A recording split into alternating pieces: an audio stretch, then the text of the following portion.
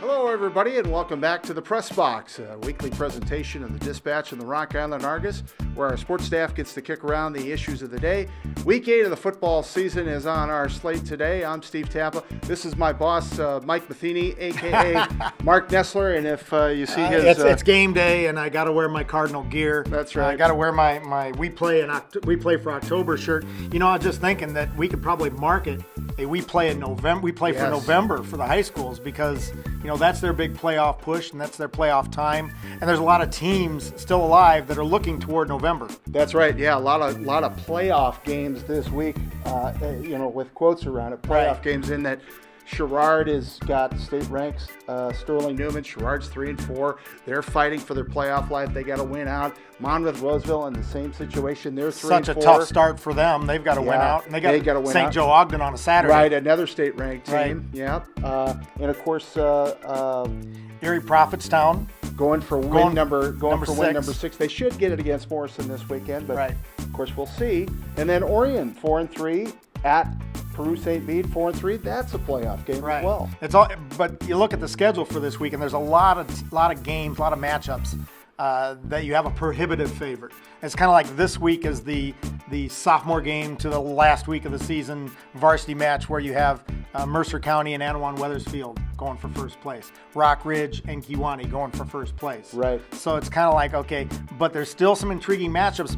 Tops on the list, I think, is Alleman hosting Peoria Richwoods. Now you've seen 5-2 teams, right? And if it was the Midwest 10, they'd be fighting for second place. You know, Friday night. And they're fighting for playoff position here. Now they're not necessarily in the same classification. That's true. But that 6th win is so important because it locks you into the playoffs. You're not sweating the playoff announcement on next Saturday, and so.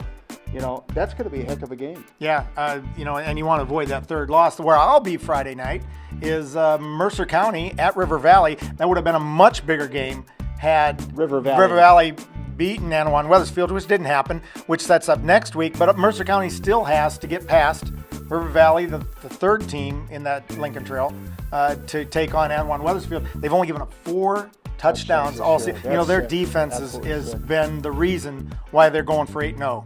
Yeah. Mercer County going for 8-0. Rockridge going for 8-0. Both of those teams right now in the playoff outlook for the IHSA 1-2 with Rockridge on top, actually. Yeah, and another team that's going for 8-0, Rock Island.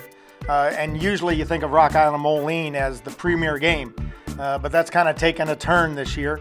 Moline has struggled. As a matter of fact, I was looking at the numbers. Moline has scored 13 touchdowns this year, and Brandon Richardson alone has 13, and Linder Devos has 12. 13 is the number 2. 13, it's Halloween and 13 time, and Moline has 13, a minus 13 on the turnover scale, and Rock Island's a plus 13 on the turnover scale. So we got 13s all over the place. There'll be black cats and ladders out there, and everybody will have their 4-leaf clover. Of course, I'll be there, Rocky at Moline. Always a good game, though. I mean, always a and Moline always seems to show some signs, and they Sure. showed some signs last week against Quincy.